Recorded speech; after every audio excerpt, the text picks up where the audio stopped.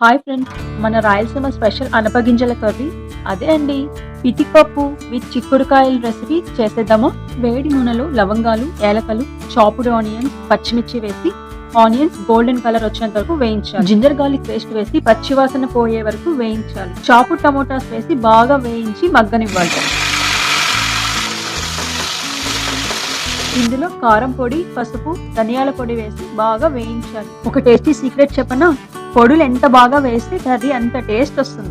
బాగా వేయించిన మసాలాలలో పితిపప్పు వేసి మసాలా అంతా బాగా పట్టేలా వేయించాలి.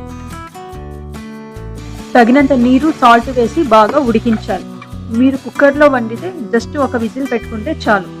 ఉడికించిన చిక్కుడిని వేసి 10 నిమిషాలు ఉడికించాలి.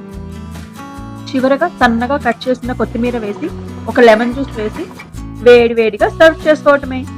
రైస్, రోటీ, దోశ, రాగి ముద్ద, ఇడ్లీ, ఇడియాపం ఎన్నిట్లో అయినా చాలా టేస్టీగా ఉంటుంది ఈ కర్రీ. మీరు ట్రై చేసి టేస్ట్ ఎలా ఉందో నాకు చెప్పండి. Thanks for watching.